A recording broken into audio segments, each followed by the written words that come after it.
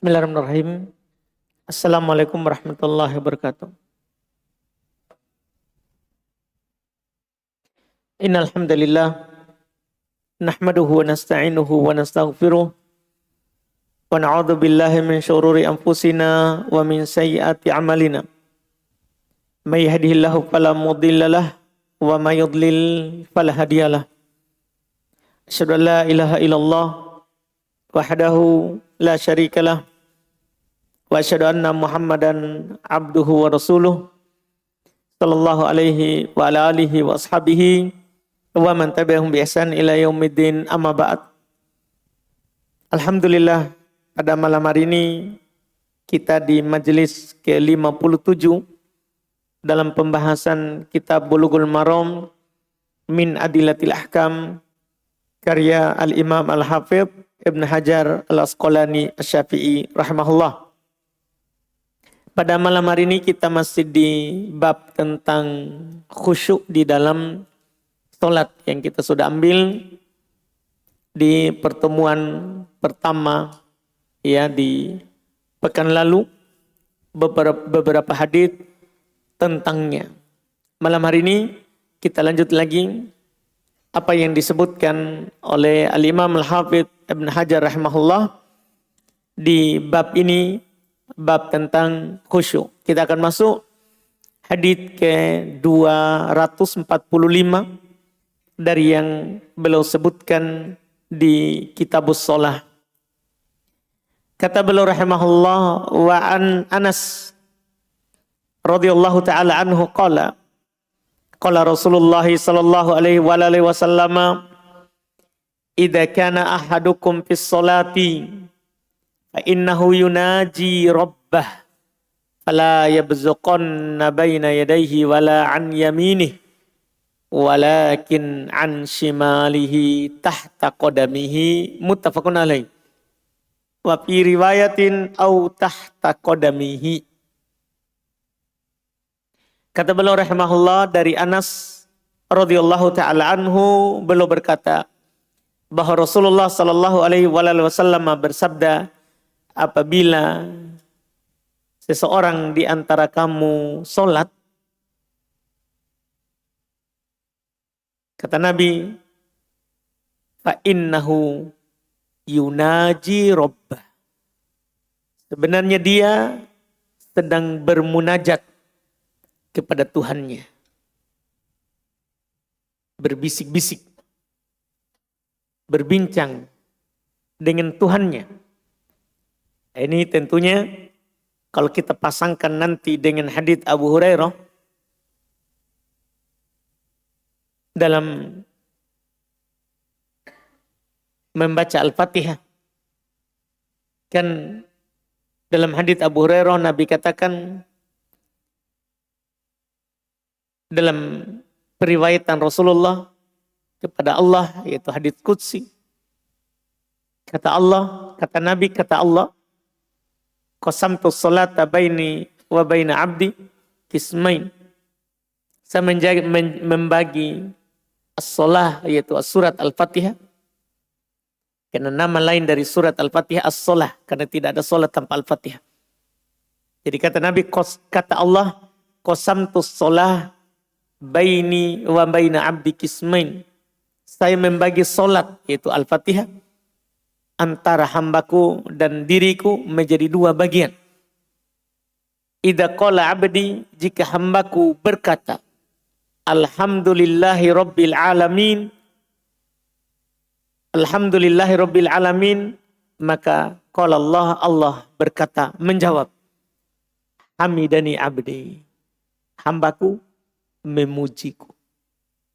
Wa idza qala, jika hamba lagi membaca Ar-Rahmanir Rahim, qala, maka Allah juga berkata lagi, menjawab, majjadani abdi, atau atna alayya abdi. Atna, memuji secara berulang. Maka kembali hambaku memujiku. Wa idza qala, jika hamba mengucapkan maliki yaumiddin, Qala maka Allah akan berkata, majjadani abdi, hambaku kembali memujiku. Wa idza qala jika hamba membaca iyyaka na'budu wa iyyaka nasta'in, qala maka Allah akan berkata, hada baini wa baina abdi, ini antaraku dan di antara hambaku. Jadi setiap kita baca Al-Fatihah intinya adalah Allah jawab. Inilah yang di sini. Hadits ini. Sungguh kata Nabi, apabila seseorang di antara kamu sholat, sebenarnya ia sedang bermunajat kepada Tuhannya. Makanya dari potongan ini kita harus khusyuk terhadap apa yang kita baca. Kita harus tahu kita ucapkan apa karena kita lagi bermunajat kepada Tuhan kita. Ini di bab khusyuk. Iya.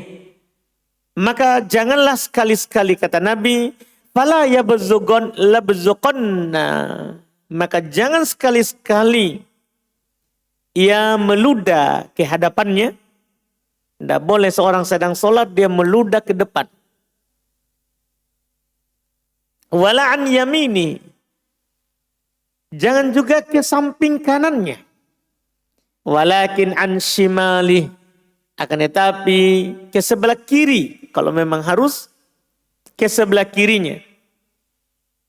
Tahta qodami, di bawah telapak kakinya. Muttafaqun alaih. Dalam satu riwayat dikatakan au, pakai kata au, atau sebelah kiri atau di bawah kakinya. Tapi ini nanti kita akan jelaskan, jangan sampai pulang semua nanti sholat meludah di samping kiri atau di bawah kaki. Ini tentunya waktu itu masjid lantainya tanah. Sekarang lantainya keramik ini. Kalau kita praktekkan ini, marah-marah orang nanti. Iya, makanya sementara kita akan sebutkan terkait dengan fikihnya. Sumber hadits dulu. Belum bilang muttafaqun alaih. Riwayat Imam Al-Bukhari dan Imam Muslim. Sumber hadits ini diriwayatkan oleh Imam Al-Bukhari di nomor 1214 dan Muslim di nomor 55.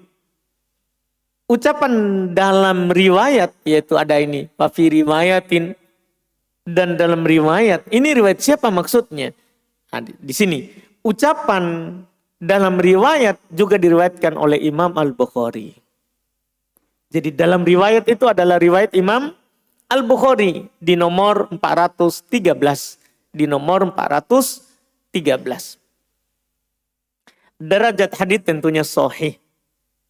Iya, tidak diragukan itu. Kan ini Bukhari, Muslim. Fikih hadits. Fikih hadits. Ini bersambung dengan hadits di pekan lalu.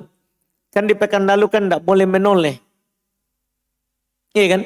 Tidak boleh kita menoleh dalam sholat. Bahkan dikatakan itu adalah ikhtilas. Itu copetan. Yang dicopet oleh setan dari sholatnya kita. Kalau kita menoleh.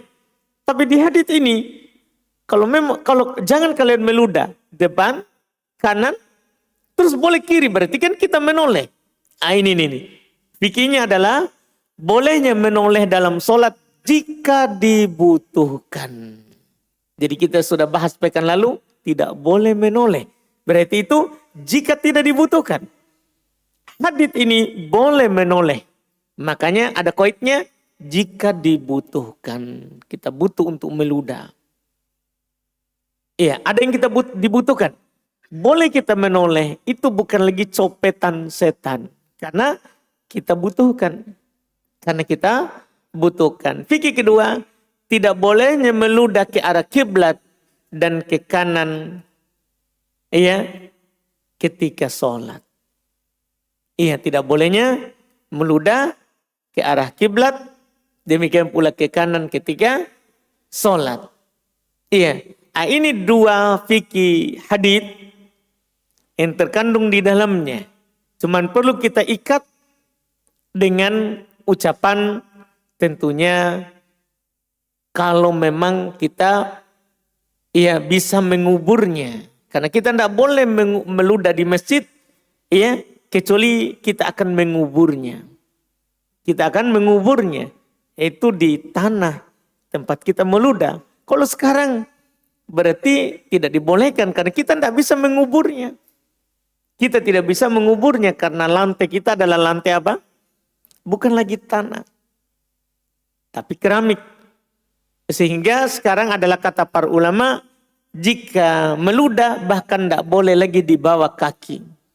Kita meludah, apakah di tisu yang kita sudah bawa, itu pun kalau kita meludah di tisu tidak boleh ke depan. Kan tetap tadi, tidak boleh meludah ke depan. Tidak boleh juga kita meludah ke arah kanan. Kalau kita meludah di tisu. Kalau memang harus, maka kita meludah ke arah kiri. Jadi masalah hukum meludahnya sekarang, di lantai sudah tidak boleh. Karena lantai masjid sudah keramik, bahkan ada lagi karpet. Susah nanti. Iya kan? Iya, malah akan mengotori masjid. Maka sekarang hukum meludahnya masih tetap boleh. Masih tetap ada dalam hadits ini. Tidak boleh ke depan. Iya, tidak boleh ke kanan. Boleh ke kiri. Dengan di tisu yang kita bawa. Di sebelah kiri. Atau di imamah misalnya kita ambil yang sebelah kiri. Ambil yang sebelah kiri baru kita meludah di situ. Sebelah kiri. Sebelah kiri. Tidak bawa imamah tapi tidak bisa sama sekali. Ya buka songkonya. Om dia apa? Iya. Kan tidak bisa kita meludah ke bawah. Iya. Mau juga telan, mau disimpan di mulut kita tidak bisa baca Quran nanti.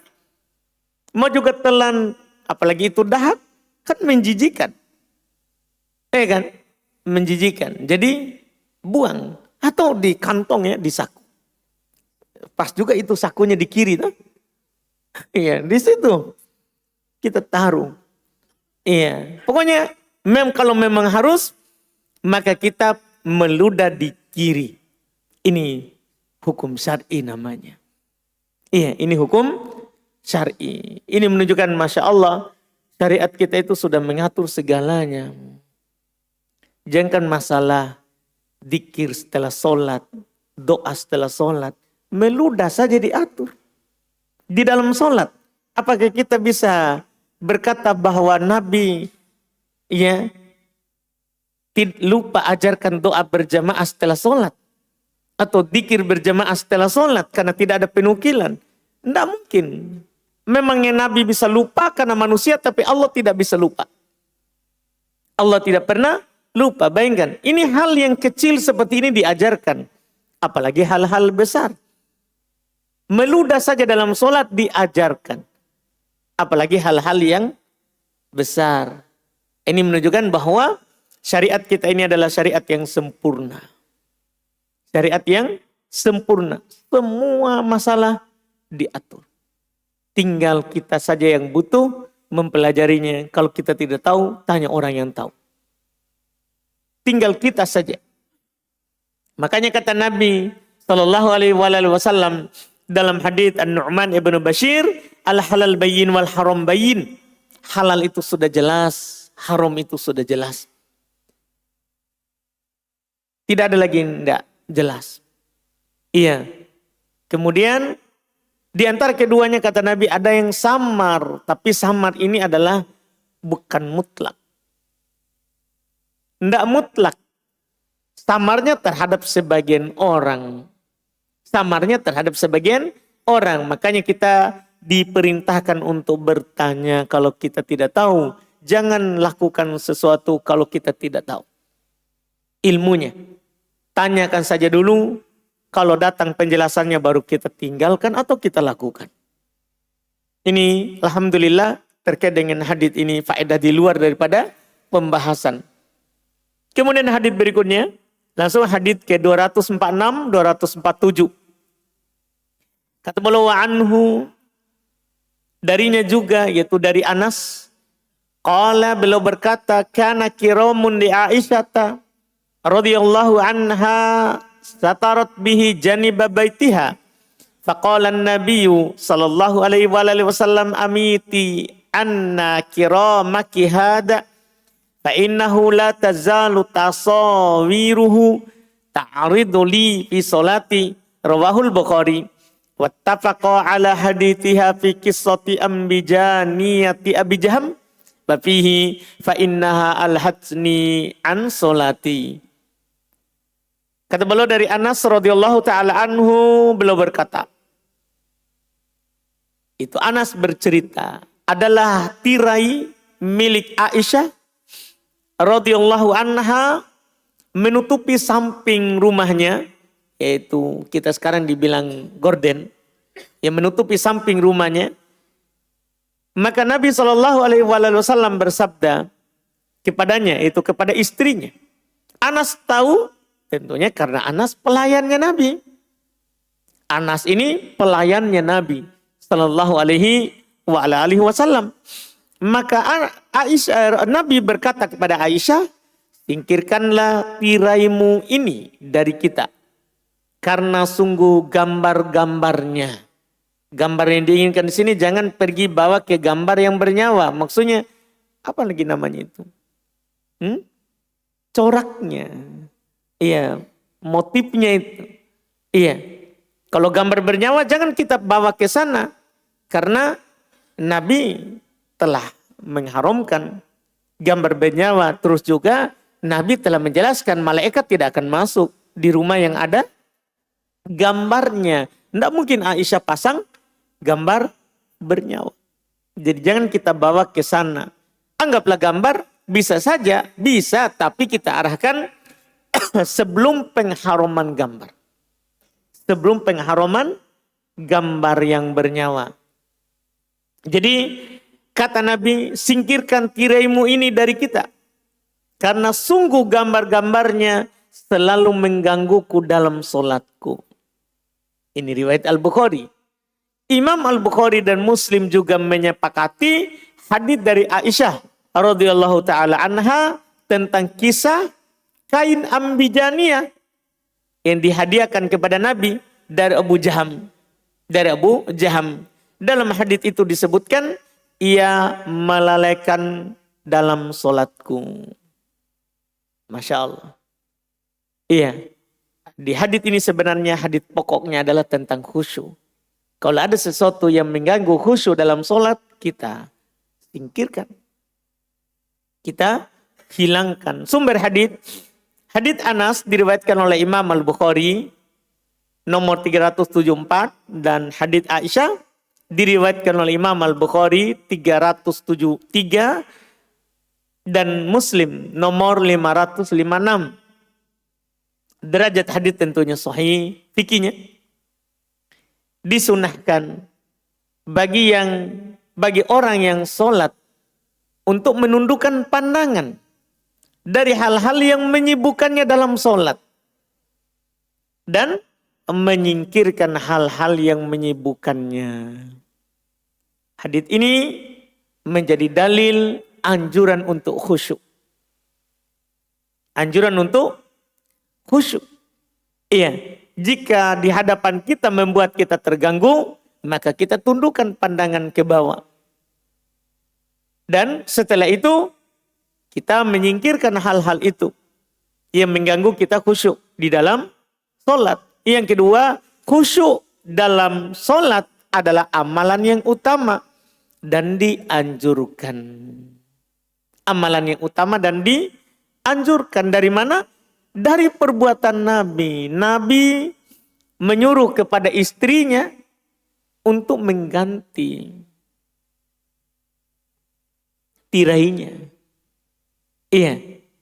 Berarti itu hal yang utama itu khusyuk. Iya, hal yang utama itu khusyuk. Karena Nabi melakukannya. Nabi yang melakukannya. Dan dianjurkan dari sisi mana? Dari sisi yang Nabi lakukan ini. Beliau katakan itu melalaikan saya dalam sholat. Ganti. Ya, dengan kain yang di Abu Jaham. Dia suruh, dia perintahkan. Kan ada riwayat panjangnya ini hadis. Yang kedua, dia perintahkan untuk mengganti dengan kain yang lain di Abu Jaham.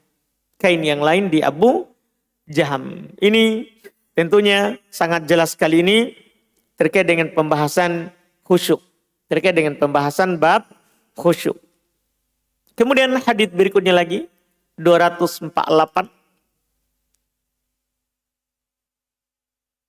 Kata beliau an Jabir ibn Samurah radhiyallahu taala anhu qala Rasulullah sallallahu alaihi wasallam la yantahiyanna qaumun yarfa'una absarahum ila samai fis shalah aw la tarji'a ilaihim. Rawahu Muslim.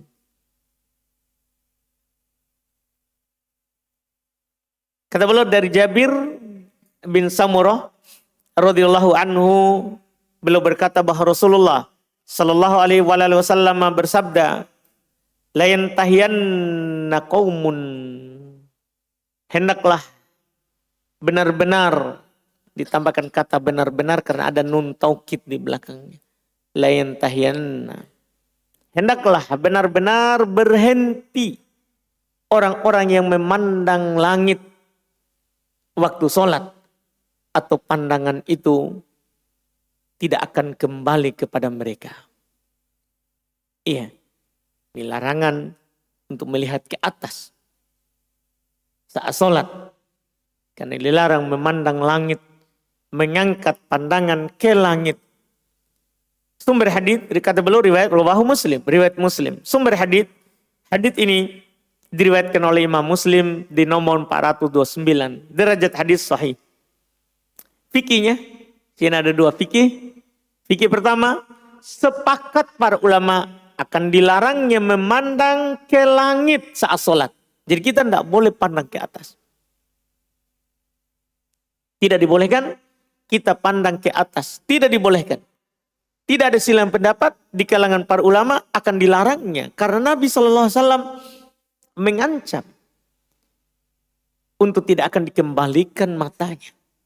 Untuk tidak akan dikembalikan matanya. Ini sangat jelas ancamannya menunjukkan haramnya. Tidak dibolehkan hal tersebut. Kemudian fikih kedua, seorang yang sholat memandang ke depan, seorang yang sholat memandang ke depan dan dianjurkan memandang ke arah sujud jika itu akan membuatnya lebih khusyuk. Nah, seorang itu adalah memandang ke depan. Sebenarnya fikih ini saya juga mau sebutkan di hadits sebelumnya, tapi supaya tidak berulang.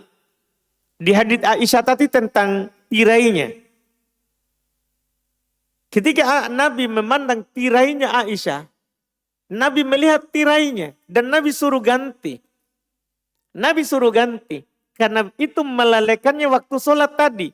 Kalau kita melihat kepada konteks hadis itu menunjukkan Nabi pandang ke mana? Pandang ke mana?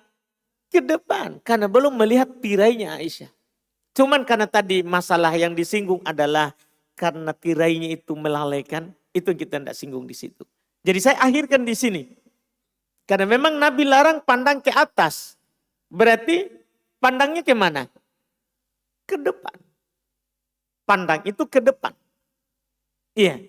Yang dilarang ke atas. Pandangnya adalah ke depan. Dan jika memang ke depan tidak membuat kita khusyuk, maka kita pandang ke mana? Ke bawah. Kita pandang ke tempat sujud. Jika itu membuat kita khusyuk. Dipahami ini? Jadi asal ke depan. Kemudian kalau ke depan membuat kita tidak khusyuk, kita pandang ke mana? Ke tempat sujud. Ke bawah. Ini hadis, jadi kita bagi-bagi ini supaya tidak berulang faedahnya. Seharusnya yang dipandang ke depan bisa dimasukkan di faedah hadis sebelumnya tadi. Tapi kita akhirkan di sini karena juga berkaitan dengan arah mata. Ini juga ada hubungannya, bukan tidak ada hubungannya. Tetap ada hubungannya. Iya, ini terkait dengan arah pandangan. Bah diisyaratkan tidak boleh ke atas, tidak boleh ke langit-langit. Ke langit atau ke langit. Kalau sekarang kan di dalam gedung. Berarti ke langit-langit di atas. Langit berarti kita sholat di luar. Lapangan. Iya. Walaupun sebenarnya ilas sama. Sama maknanya Allah. Di atas. Semua yang di atas namanya sama. Dipahamkan? Makanya hujan itu turun dari langit dibilang. Padahal bukan dari langit. Dari awan. Iya kan? Tapi kenapa dibilang sama? Turun dari langit? Karena dari atas. Karena sama itu di atas maknanya. Jelas ini? Langit itu maknanya di atas. Sama maknanya di atas. Jadi jangan pahami langit seperti bahasa kita saja. Iya. Kemudian berikutnya, selesai ini hadits. Hadits berikutnya lagi. Insya Allah berkah malam kita ini. Masih boleh ini?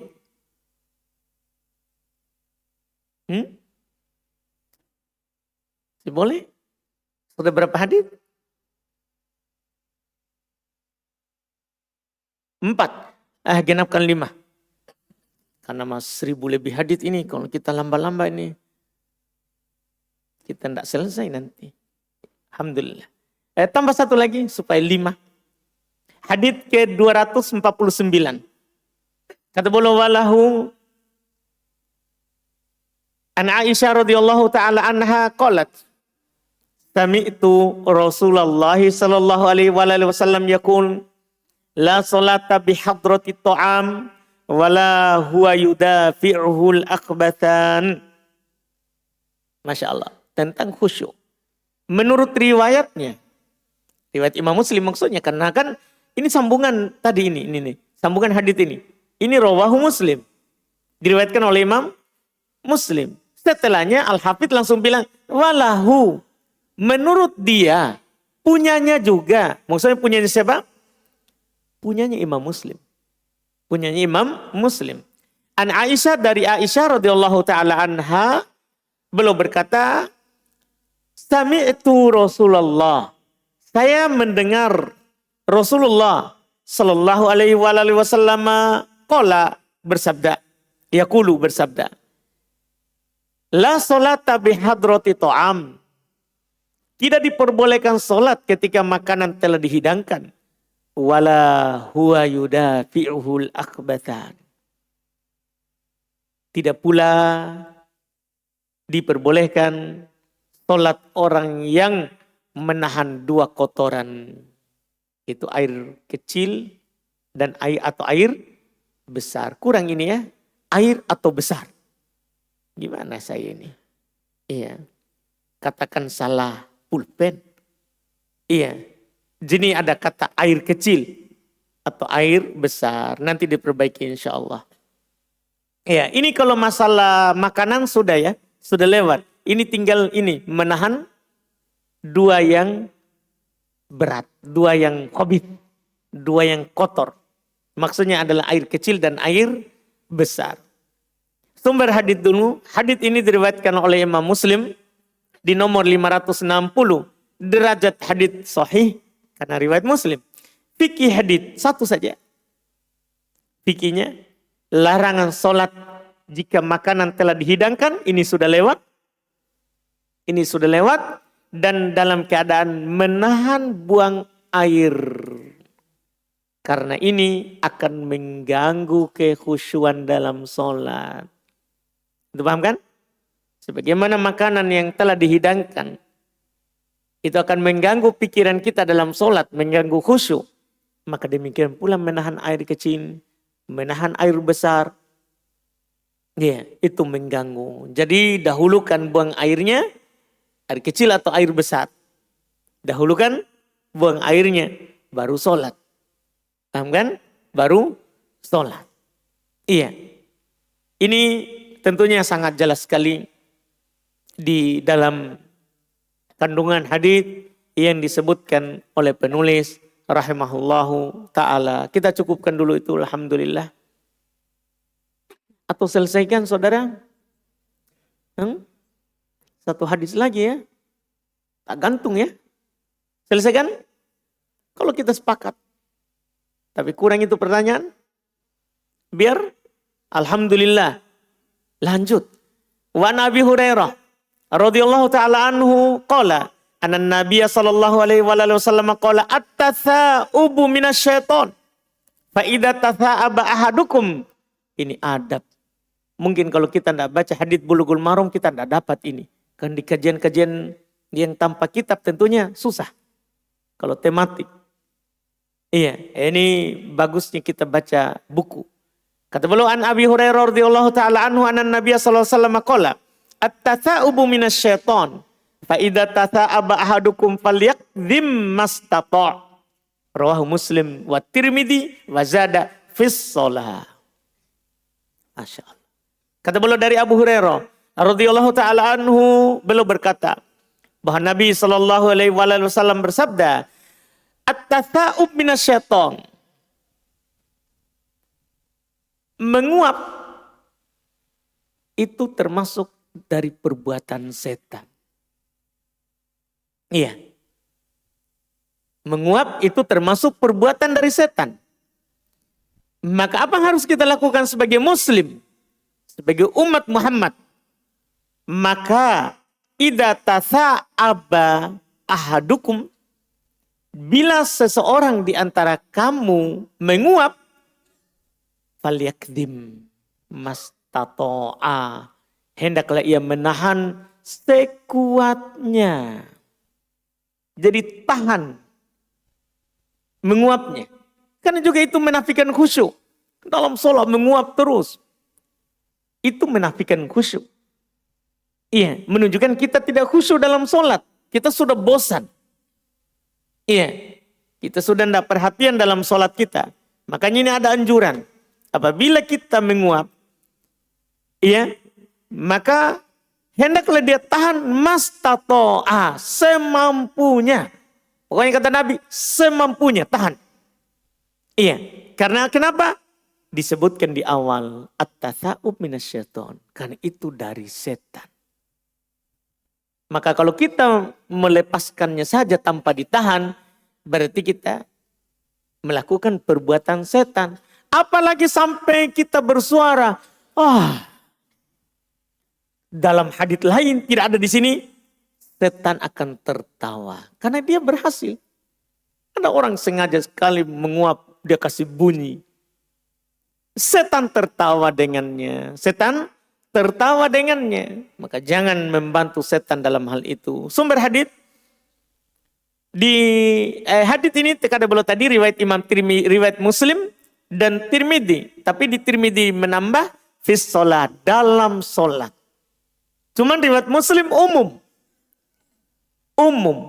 Dalam sholat, di luar sholat, tatha'ub dari setan. Tatha'ub dari setan. Iya, itu konteks umum dalam riwayat Muslim. Kita menguap di mana saja, tahan semampunya. Tahan semampunya. Iya, kalau mulut rahangnya tidak bisa menahan, minta bantuan dengan tangan. Kita tahan pakai tangan. Iya, kita tahan pakai tangan. Pokoknya tahan semampunya. Dalam riwayat Tirmidzi dikatakan dalam sholat. Apalagi dalam sholat. Apalagi dalam sholat. Sumber hadits ini diriwayatkan oleh Imam Muslim di nomor 560 dan At-Tirmidzi di nomor 370. Derajat hadits sahih. Fikihnya makruhnya menguap dalam sholat. Karena ini menandakan tidak khusyuk. Karena kita ini bab sholat ini. Terus di bab sholat khusyuk. Maka kita hanya menyinggung ini. Hanya menyinggung masalah khusyuk di dalam sholat. Alhamdulillah dengan ini selesai kita dari bab khusyuk. Masya Allah. Kita bisa ambil 2 kali pertemuan. Ini nikmat tentunya. Sekali lagi hadits terakhir ini menunjukkan sempurnanya ini syariat kita. Masya Allah, alhamdulillah kita punya Islam. Menguap saja diatur.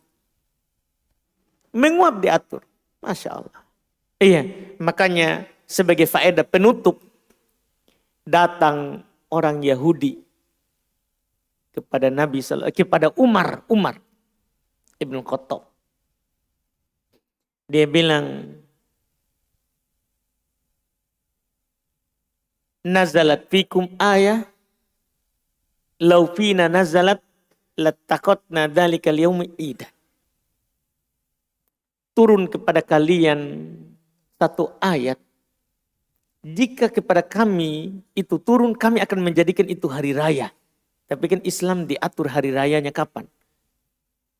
Tapi ini menunjukkan apa? Mulianya itu ayat.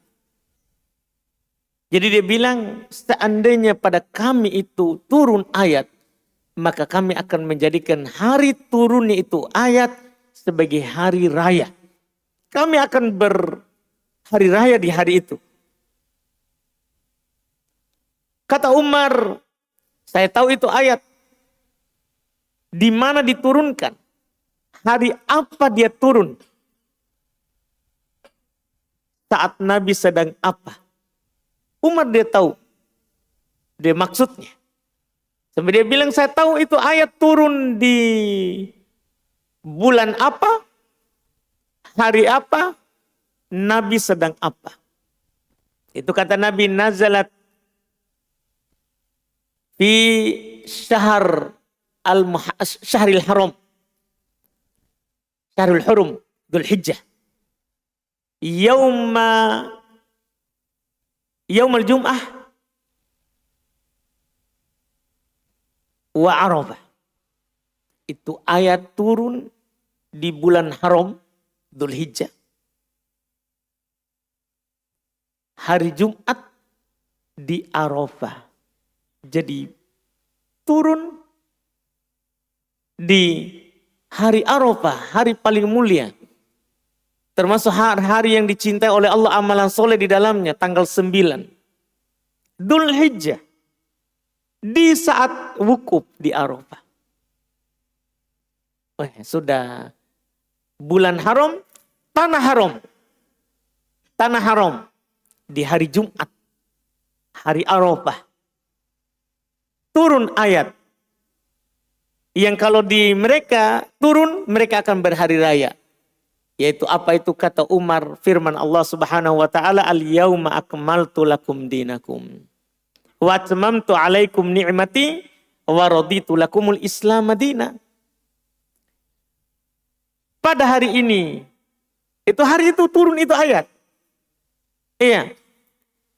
Pada hari ini saya telah sempurnakan Islam sebagai agama kalian. Saya telah cukupkan nikmatku atas kalian. Dan saya telah ridho Islam sebagai agama kalian. Tidak ada ayat yang pernyataan seperti itu di umat-umat sebelum kita. Maka kita bersyukur ini kita punya Islam. Yang pertama Allah sudah nyatakan sempurna. Nikmat sebagai nikmat yang cukup. Dan sebagai agama yang diridhoi. Tidak ada satupun agama yang dinaskan seperti itu. Makanya kita lihat bentuk kesempurnaannya. Masalah menguap saja diatur. Paham bule? Tadi mau menguap ya enggak jadi. Alhamdulillah. Iya. Menguap saja diatur. Apalagi masalah lain. Masalah yang lain. Semuanya diatur. Itu masalah kecil. Ini menunjukkan sekali lagi sempurnanya ini agama yang kita punya. Alhamdulillah selesai. Setelahnya di pertemuan akan datang kita masuk di babul masajid. Bab terkait dengan masjid. Ya ini bab terakhir sebelum sifat sholat. Sebelum sifat sholat. Alhamdulillah. Kita cukupkan dulu. Belum ada? Belum. Alhamdulillah. Kita masuk di tanya jawab.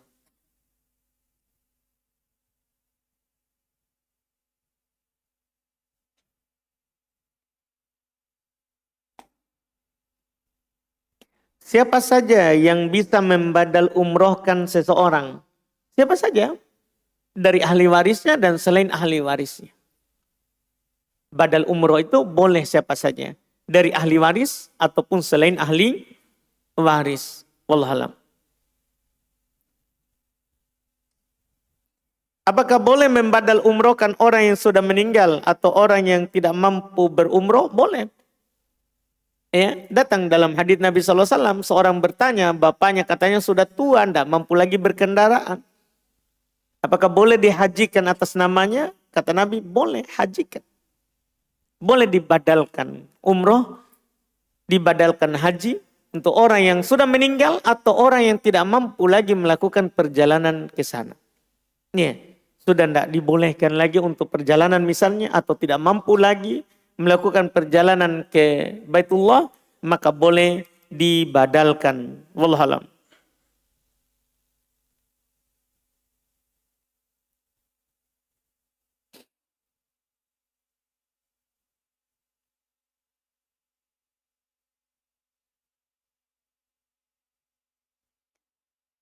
Apakah benar kita sekali-sekali bisa menjamak sholat tanpa udzur syar'i? Dan mana dalilnya jika itu benar? Benar itu, benar. Iya, bahwa boleh kita menjamak sholat tanpa udzur. Sekali-sekali. Dalilnya adalah hadits Ibn Abbas. Beliau katakan hadits marfu dianggap marfu. Karena dia menukil itu kami dulu. Jamakna sholah min ghairi khaufin wala matorin. Kami pernah sholat jamak tanpa ada rasa takut, tanpa ada hujan. Kan adanya rasa takut itu boleh jamak karena ada udzur. Adanya hujan boleh jamak karena ada udzur. Tapi di sini katanya kami pernah menjamak tanpa ada rasa takut, tanpa ada hujan. Itu menunjukkan boleh sekali-sekali dilakukan walaupun tidak ada udzur syar'i. Wallahu a'lam.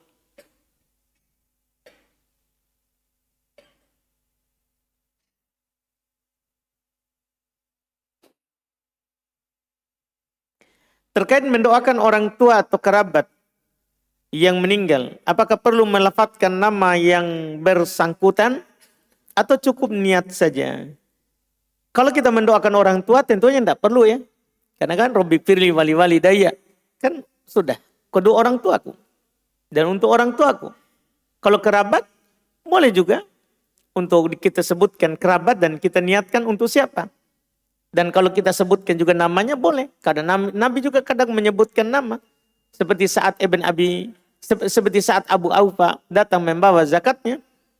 Belum sebutkan namanya. Allahumma sholli ala ali Abi Aufa. Disebutkan namanya. Jadi kalau kita mendoakannya boleh kita sebutkan namanya. Kalau kita umumkan lebih bagus lagi supaya umum. Sebagaimana doa-doa yang warid. Robbi firli wali walidayya. Ya. Misalnya itu khusus doanya Nabi Nuh, ya Rabbi firli wali walidayya walil mu'minin wal mu'minat waliman dakhala baitiya mu'mina. Umum. Doa-doanya adalah dengan lafaz apa? Umum supaya mencakup ya semua yang mukmin dan mukminah.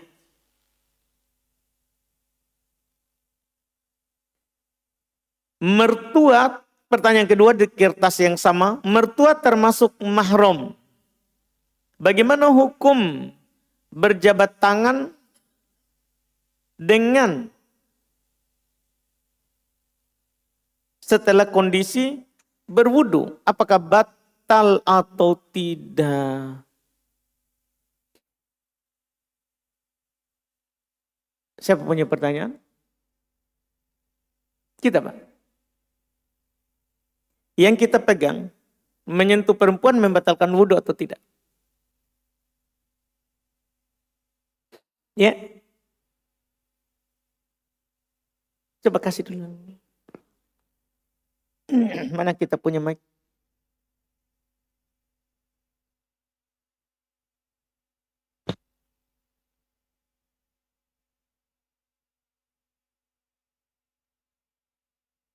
Nah, kita adzan dulu balik. Setelah adzan baru kita. Jangan kilari Pak. Alhamdulillah. Kita adzan dulu.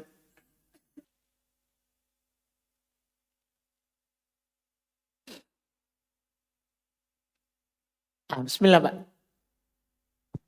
Bismillah. Afwan Ustaz. Tahu saya kalau istri yang tidak membatalkan Ustaz. Kalau istri. Ya, saya belum paham kalau terkait mertua. Tapi Apa dalil tak kalau istri tidak? pernah dengar Ustaz, bahwa istri tidak. Kalau dalil kurang paham. Baik Pak. Alhamdulillah. Pokoknya pernah kita dengar kalau istri tidak. Ya. Baik. Alhamdulillah. Jadi masalah menyentuh perempuan. Perempuan yang dibicarakan. Mau mahram bukan mahram. Itu mahram atau bukan mahram. Itu berbicara masalah dosa. Bukan masalah membatal wudhu. Nah, kita pisahkan menyentuh perempuan. Dosa atau tidak? Mahram tidak. Bukan mahram berdosa. Gitu Pak. Kita berbicara dosa di tempat lain. Jadi menyentuh perempuan yang mahram tidak berdosa. Sengaja atau tidak. Menyentuh perempuan yang bukan mahram berdosa. Sengaja. Kalau tidak sengaja tidak dimaafkan. Kan begitu. Sekarang kita masuklah pembahasan membatalkan wudhu. Ini pembahasannya bukan masalah dosa, tapi membatalkan wudhu atau tidak. Karena berdosa itu saat kita sudah wudhu atau tidak wudhu, menyentuh perempuan dosa. Kalau bukan mahram. Iya, terkait dengan membatalkan wudhu, ini pembicaraan lain. Apakah menyentuh perempuan itu membatalkan wudhu atau tidak? Maka terbagi dua pendapat. Pendapat pertama mengatakan bahwa menyentuh perempuan itu membatalkan wudhu. Siapapun. Mahram atau bukan mahram. Umum. Umum, Mbak. Pendapat pertama, umum. Mahram atau bukan mahram, maka menyentuh perempuan membatalkan wudhu. Berdalil dengan ayat ketika Allah Subhanahu wa taala sebutkan hal-hal yang mewajibkan wudhu. Yang membatalkan wudhu diantaranya adalah firman Allah, aula mastumun nisa. Atau kalian menyentuh perempuan. Kalau kita buka terjemahan ayat ini, diterjemahkan menyentuh perempuan. Di Quran. Surah apa ini? Al-Ma'idah. Ayat 6. Al-Ma'idah ayat 6. Iya. Kalau kita lihat terjemahannya, kata la mastumun nisa diterjemahkan dalam bahasa kita adalah menyentuh perempuan. Adalah menyentuh perempuan. Ini perempuan, Mbak, umum. Mahram atau bukan mahram. Itu adalah membatalkan wudhu.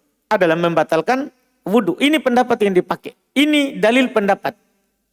Dalil dari pendapat bahwa menyentuh perempuan membatalkan wudhu. Di sana ada pendapat kedua yang mengatakan bahwa menyentuh perempuan tidak membatalkan wudhu. Mahram atau bukan mahram. Umum, Mbak, karena ilahnya adalah hanya menyentuh perempuan. Kita tidak berbicara dosanya. Bahwa menyentuh perempuan pendapat kedua adalah tidak membatalkan wudhu. Dengan dalil bahwa Nabi SAW diceritakan oleh Aisyah belum pernah sholat malam dan kakinya dibentangkan ke arah tempat sujud Nabi. Maka ketika Nabi sujud, Nabi cubit kakinya dan dia menekuknya. Ketika Nabi sudah bangun, dia ulurkan lagi. Jadi Nabi menyentuh. Nabi menyentuh istrinya, Nabi menyentuh Aisyah, tidak batal wudhunya. Tidak batal wudhunya. Demikian pula Aisyah juga berkata, Nabi SAW keluar ke sholat dan mencium sebagian istrinya. Iya. Dan dari situ bahwa menyentuh perempuan tidak membatalkan wudhu. Terus gimana hadits tadi, ayat tadi? Ayat tadi yang diinginkan menyentuh adalah berjima. Yang diinginkan menyentuh adalah berjima, itu kata mereka. Dari dua pendapat ini mana yang kuat? Yang kuat adalah pendapat yang kedua, yang tidak membatalkan wudhu. Yang tidak membatalkan wudhu. Kenapa? Karena ayat tadi bermakna menyentuh, maksudnya menyentuh dalam artian berhubungan badan. Itu yang diinginkan. Dari mana kita pilih pendapat itu? Bahwa yang diinginkan menyentuh di ayat adalah berhubungan badan. Tafsir dari Ibnu Abbas. Tafsir sahabat hujjah. Apalagi Ibnu Abbas. Dia didoakan oleh Nabi SAW untuk diajarkan apa? Tafsir. Ya, kata Nabi kepadanya, berdoa, Allahumma alimhu ta'wil. Ya Allah, ajarkan dia ta'wil, tafsir Al-Quran. Ibnu Abbas menafsirkan aula mastumun nisa, ayat tadi kata beliau aujama'tum an-nisa, atau kalian berjima. Jadi yang diinginkan itu adalah sentuhan, bukan sentuhan biasa, tapi sentuhan khusus, Pak. Karena memang juga lafadznya lamas, fa'ala, ada salingnya, Pak. Ada makna salingnya. Anak muda diam dulu. Ya? Bapak pasti tahu makna saling. Jadi di sini yang diinginkan adalah saling menyentuh, Pak. Kita mungkin paham, Pak? Ada mi istri tak? Ada mi? Alhamdulillah, aman berarti. Jadi itu sentuhan, ada makna salingnya, Pak. Tahu maki saling toh? Seperti itu. Berarti kalau sentuh mertua gimana, Pak? Nah, kita tidak berbicara mahram nih. Kita berbicara sekarang ini mahram itu Pak, kita berbicara di dosa. Karena ayat tidak berbicara mahram Pak. Ayat itu adalah berbicara tentang apa? Perempuan. Nisa. Perempuan Pak. Itu kita berbicara sekali lagi, kita berbicara mahram atau tidak, itu masalah pembahasan dosa atau tidak. Ini kita babnya di pembatal wudhu. Mungkin kita paham tak? Jadi menyentuh mertua tak? Batal atau tidak? Tidak Ustaz. Di atas pendapat yang kuat. Di atas pendapat yang kita kuatkan tadi. Karena kita sentuh perempuan, sentuh mertua. Tidak masuk dalam tafsir Ibnu Abbas. Bahwa kita dibunuh itu kalau begitu model tak? Kan begitu? Iya. Kan begitu Pak? Tidak mungkin. Tidak mungkin, alhamdulillah. Kan begitu. Maka menyentuh perempuan, pendapat yang kuat tidak membatalkan wudhu. Memang ada di sana pendapat yang mengatakan menyentuh dengan syahwat batal. Tidak dengan syahwat tidak batal. Cuman kata syahwat atau tidak ini, itu kan tidak diterima karena terlalu jauh. Ada memang Pak yang berpendapat seperti itu. Yang membedakan bukan masalah mahram tidaknya, tapi syahwat tidaknya. Syahwat atau tidaknya. Cuman pendapat itu tentunya kita tidak ambil. Sama dengan pembicaraan menyentuh kelamin. Di sana kan ada yang mengatakan batal, ada yang mengatakan tidak. Ada juga mengatakan pakai syahwat, iya, tidak pakai syahwat. Nah, itu biasanya kita uraian rincian tanpa syahwat atau tidak itu tidak disinggung oleh dalil. Sehingga kita tidak ambil. Itu Pak, wallahu alam.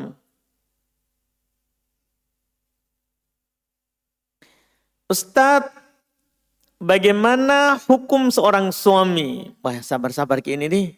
Kita lagi kena ini.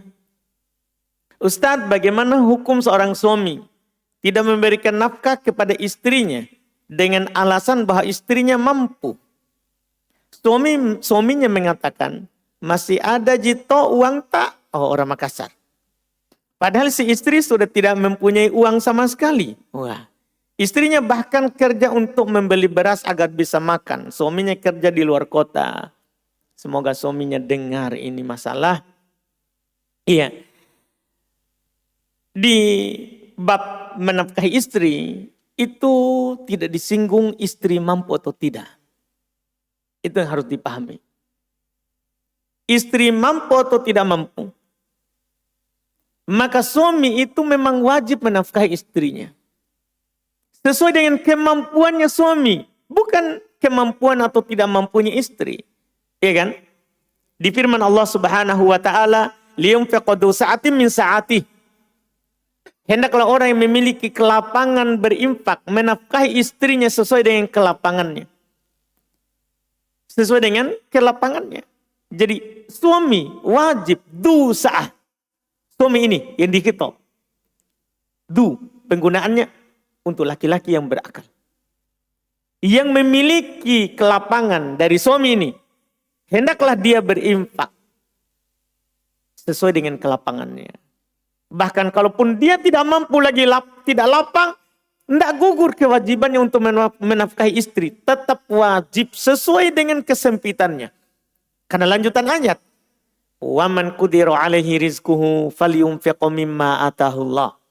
Siapa yang disempitkan rezekinya. Ini khitab suami. Siapa yang disempitkan rezekinya, maka hendaklah pakai lamul amar. Iya. Dia berinfak menafkahi istrinya sesuai dengan kesempitannya. Yang sempit kasih sesuai dengan kesempitannya. Jadi tidak gugur walaupun sempit. Walaupun kita miskin. Dan juga Nabi Sallallahu Alaihi Wasallam telah katakan, ala wa haqquhunna alaikum an tuhsinu ilaihinna fi kiswatihinna wa ta'amihinna. Hadits dari Nabi Sallallahu Alaihi Wasallam. Ketahuilah, haknya mereka istri kepada kalian an tuhsinu ilaihinna. Kalian berihsan kepada mereka dalam pakaiannya dan dalam makanannya. Itu haknya dia. Kita harus tunaikan. Kita harus tunaikan. Wajib. Ini hak. Kata Nabi. Hak. Oleh karena itu Al-Imam Ibnu Qudamah rahimahullah menukil kesepakatan akan wajibnya seorang suami menafkahi istrinya. Walaupun istrinya mampu. Walaupun istrinya memiliki penghasilan. Tapi kewajiban kita suami menafkahi istri. Kapan kita tidak melakukannya, maka tentunya kita berdosa. Karena kita tidak melakukan yang wajib kita lakukan. Wallahu a'lam.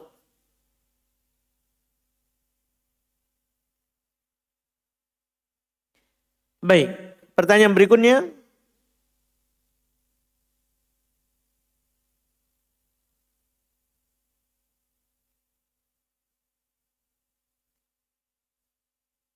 Apakah seorang telah kafir jika dia mengatakan Nabi SAW telah meninggalkan suatu perkara dari agama ini tanpa mengamalkan dan menjelaskannya? Masya Allah. Ini keluar dari Islam, ini menuduh Nabi berkhianat. Menuduh Nabi berkhianat. Imam Malik rahimahullah ta'ala beliau berkata, man za'ama, apa lafadznya lagi? Dalam riwayat Ibnu Majishun. Enggak, bukan man za'ama. Man ibtada'a bid'atan faqad za'ama anna Muhammadan khana risalah. Siapa yang melakukan sebuah bid'ah, melakukan sebuah bid'ah, itu sebuah perkara Nabi tidak pernah melakukannya, tapi dia lakukan, maka sungguh dia telah menyangka bahwa Muhammad telah khianat, tidak menyampaikan risalah. Itu pelaku bid'ah. Orang yang melakukan bid'ah, maka sungguh dia telah menuduh Muhammad telah berkhianat. Masih ada yang belum tidak sampaikan. Belum Nabi tidak sampaikan. Belum Nabi sampaikan. Kan begitu. Dia telah menuduh Nabi berkhianat. Bagaimana lagi kalau orang sudah kata seperti ini? Orang yang telah berkata seperti ini, menganggap Islam saja kurang, ini masalah. Iya. Nabi telah menyampaikan semuanya. Tidak ada lagi hal yang belum Nabi sampaikan. Di kisah tadi, kalau seandainya saya tidak terlalu takut untuk memperpanjangnya, kan itu turun di hari 9. Di hari ke-10 Nabi berkhutbah di hadapan puluhan ribu sahabat. Setelah turun itu ayat, beliau bertanya kepada para sahabat, apakah saya sudah sampaikan semuanya? Kata para sahabat, sudah disampaikan. Maka Nabi SAW menunjuk ke atas, Allahumma syahad, ya Allah bersaksikanlah. Pulang dari haji itu, Nabi sakit, meninggal. Karena syariat sudah sempurna. Syariat sudah sempurna. Tidak ada lagi yang tidak diajarkan. Jadi tidak boleh kita ucapkan seperti itu. Iya, jangankan syariat. Biar burung terbang di langit sudah disampaikan ilmunya. Kenapa bisa dia terbang? Itu dikatakan oleh Abu Dar. Perlu diketahui oleh orang yang menyatakan ini bahwa Nabi Abu Dar radhiyallahu taala anhu berkata, tarokana Rasulullah sallallahu alaihi wasallam wa ma min ta'irin yuqallibu janahihi fil hawa illa wa qad 'allamana ilman. Rasulullah sallallahu alaihi wasallam meninggalkan kami dan tidaklah seekor burung terbang di langit membolak-balikan sayapnya kecuali pasti Nabi sudah ajarkan ilmunya. Kenapa dia bisa tertahan? Sementara kita ini kasih terbang seperti burung dari lantai 2 ke bawah, jatuh kita. Tapi burung tertahan dia bisa. Padahal sama-sama kan begitu. Kenapa? Nabi sudah sebutkan ilmunya, yang menahannya yang di langit, penciptanya. Kalau kita tidak diciptakan untuk terbang, jadi walaupun kita mau tidak bisa terbang. Kan begitu? Iya, kecuali dengan alat-alat yang memang Allah juga ciptakan untuk kita. Allah ciptakan untuk kita. Adapun kita terbang langsung seperti burung, tentunya tidak bisa. Jadi Nabi sudah ajarkan ilmunya, burung terbang saja sudah diajarkan. Sudah diajarkan, apalagi syariat. Tidak boleh kita katakan bahwa ya Nabi masih ada yang belum belum meninggal, masih ada yang belum sampaikan.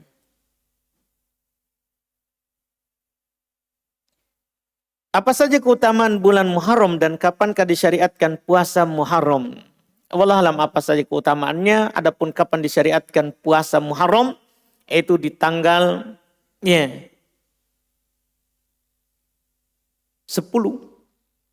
Muharram. Nanti tanggal 10-nya. Dan boleh berpuasa tanggal 9-nya. Karena Nabi katakan, lain istu ila qadim la asumanna tasi. Kalau saya hidup di tahun depan, maka saya akan berpuasa juga tanggal 9-nya. Jadi siapa yang puasa tanggal 9-nya, enggak masalah. Iya. Tapi kalau dia berpuasa hanya tanggal 10 juga enggak apa-apa. Karena itu yang nas dari hadis yang Nabi berpuasa padanya.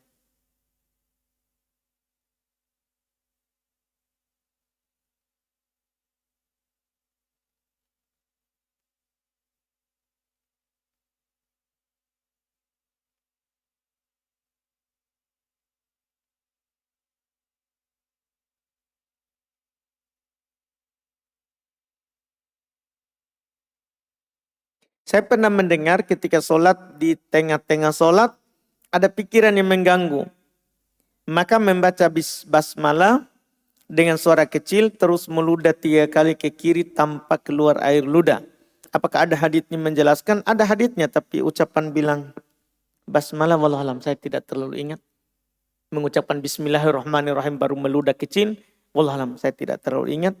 Ya, boleh yang ingat haditsnya dijelaskan. Adapun meludah kecil itu saya ingat memang sahih dari Nabi SAW. Kita meludah kecil di sebelah kiri. Kalau membaca bismillahnya, wallahualam tidak tahu.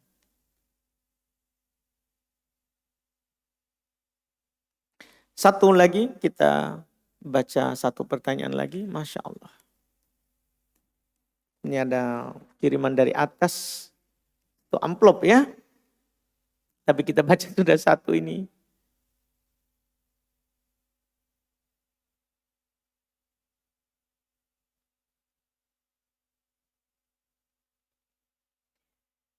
Apakah boleh ayat kursi dikir sesudah sholat dibaca 1 kali dengan 2 niat, yaitu niat dikir sesudah sholat subuh dan dikir pagi? Boleh kalau bersambung memang.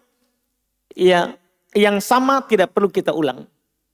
Yang sama tidak perlu kita ulang. Yang berserikat antara dikir setelah sholat subuh, dikir setelah sholat asar, sama antara bacaannya dikir pagi petang, tidak perlu kita mengulangnya. Itu diwakilkan dengan 1 kali perbuatan. Karena semua perbuatan itu kalau sama waktunya dan semua bisa dilakukan dalam waktu itu, bisa dikompromikan dan bisa dikumpulkan, maka bisa dikumpulkan. Sama dengan kita masuk masjid, habis wudhu.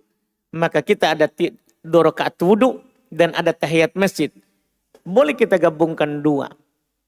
Dan boleh kita gabungkan 3 kalau ada lagi sebab lain. Misalnya antara adzan dan iqamat, kita juga sholat sunnah. Antara adzan dan iqamat 2 rakaat, boleh gabungan 3. Boleh gabungan 3. Terus ada misalnya qobliyah, kita gabungkan jadi 4. Karena ada lafaz hadits innamal amalu binniyat dengan lafaz jamak. Sungguh amalan itu tergantung pada niat-niatnya. Dengan lafaz jamak. Maka masuk dalam niat-niat itu tadi. Dengan syarat tentunya sama hukumnya dan sama kaifiat pelaksanaannya. Wallahualam, mohon maaf ini pekan lalu kita buka semua kertas yang dikirim dari akhwat. Ya, kalau ini kita cuma baca 1 saja. Alhamdulillah. Karena ikhwah sudah dia bolaki mata saya ini. Kenapa saya terus tidak dibaca? Alhamdulillah. Iya. Kita cukupkan dulu. InsyaAllah kita lanjut lagi di pertemuan akan datang. Pertanyaan yang belum dijawab, alhamdulillah.